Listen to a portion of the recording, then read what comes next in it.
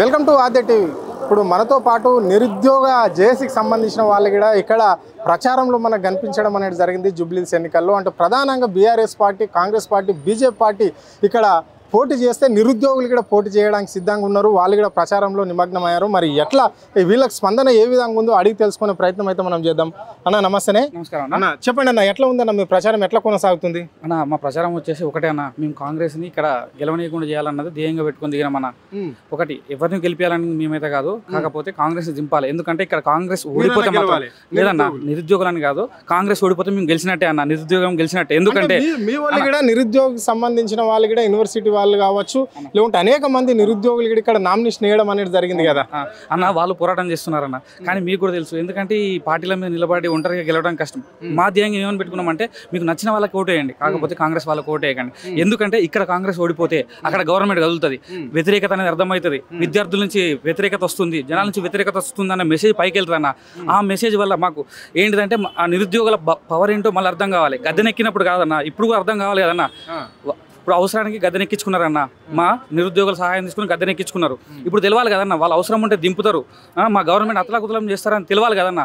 దాని గురించి అన్న మేము నిలబడ్డది. ఎంతమంది నిరుద్యోగులు ఉన్నారు కదా ఇక్కడ, విద్యార్థులు ఉన్నారు, మరి వాళ్ళందరినీ కూడగట్టుకొని మీ నిరుద్యోగ అభ్యర్థిని గెలిపించడానికి ఏమన్నా ప్రయత్నం చేస్తున్నారా అన్న? ఒకటన్నా, మా ప్రయత్నాలు మేము చేస్తున్నామన్న, కాకపోతే ఆ ప్రయత్నంతో పాటు వీళ్ళ గెలిచే అవకాశాలు కూడా దెబ్బతీయడం అనేది మా స్ట్రాటజీ అన్న. ఒకటి ఏంటంటే తెలియాలన్న, వాళ్ళు చేసిన మోసాల గురించి తెలియాలి, వాళ్ళు చేసిన హామీల గురించి తెలియాలి. వాళ్ళు 8 గ్యారంటీలు ఇచ్చారన్న మా విద్యార్థుల కోసం. జాబ్ క్యాలెండర్ అన్నారు, నిరుద్యోగ భృతి అన్నారు. ఏదన్నా మా జాబ్ క్యాలెండర్ ఎక్కడున్నాయన్న ఉద్యోగాలు? నిరుద్యోగ భృతి అన్నారన్న, నెలకు 4,000 ఇస్తా అన్నారు, అదన్నారు ఇదన్నారు. ఏదన్నా నిరుద్యోగ భృతి, వాళ్ళు ఉద్యోగాలు ఇస్తారన్న ఆశ మీదన్నా మేము ఏం చేసినాం, ఉన్న ఉద్యోగాలు మానేసి చిన్న ప్రైవేట్ జాబులు చేసుకునే వాళ్ళం అన్నీ మానేసి నిరుద్యోగ భృతి వస్తుంది, ఆ డబ్బులతోటి మా నెల ఖర్చులు వెళ్ళిపోతాయి, మేము చదువుకోవచ్చు అన్నట్టు మేము అనుకున్నామన్న. ఆ జాబ్ క్యాలెండర్ లేదు, నిరుద్యోగ భృతి లేదు.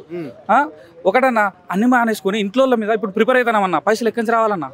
ఇంటికాడనే కష్టాలలో ఉన్నారన్న, ఇంటికాంచి పైసలు తీసుకుని వాళ్ళని అప్పుల పాలు చేసుకుంటా ఏందన్నా మాకి దుస్థితి. ఇప్పుడు మీరు బీఆర్ఎస్ కూడా బాకీ కార్డు కొట్టించింది, మీరు కూడా నిరుద్యోగులు ఏంది ఈ కార్డు ఏంటి, మీకు ఎలాంటి కార్డు ఇది, ఏంది ఇది కాంగ్రెస్ నిరుద్యోగుల బాకీ కార్డు అంటే వాళ్ళు మా విద్యార్థుల కోసం ఇచ్చిన హామీలన్న, మాకు ఇవన్నీ వాళ్ళు బాకీ ఉన్నారన్న.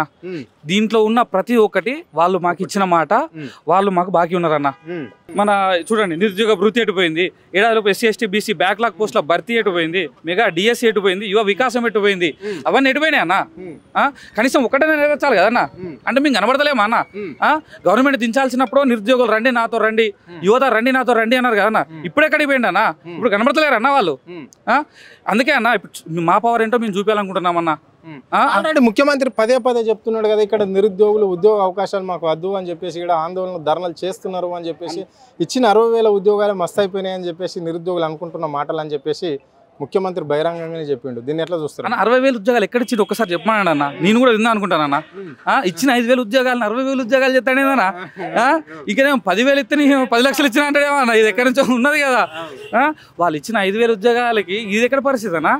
5,000 ఉద్యోగాలు ఇచ్చి వద్దని ఇవ్వడన్నా, ఉద్యోగాలు వద్దని ఇవ్వడన్నా. తిరిగి నాకు అర్థం కాదు. ఉద్యోగాలు వద్దు, మాకు ఉద్యోగాలు వద్దని నిలబడతామన్నా. మీరు చెప్పిండా లేదా ముఖ్యమంత్రి? అదే అన్న, ఉద్యోగాలు కాదన్నా. ఇప్పుడు నీ ఇంటికి ఉన్నదన్నా, నీ ఇంటికి ఉద్యోగం అంటే నాకు ఉద్యోగం వద్దు, నేను ఖాళీగా తిరుగుతా అంటావా అన్నాను. మరి ఈ బాకీ కార్డు మీరు తీసుకొని పోతే ఇక్కడ ప్రచారంలో మరి ప్రజలు ఏమంటున్నారు, యువకులు ఏమంటున్నారు, నిరుద్యోగులు ఏమంటున్నారు అన్న? ఒకటన్నా, ఒక పెద్దవాళ్ళ దగ్గరికి పోతే చెప్తామన్నా, మాలాంటి పిల్లలు మీకు ఉన్నారు, ఈ పరిస్థితి మీరు అర్థం చేసుకుంటారు. ఎందుకంటే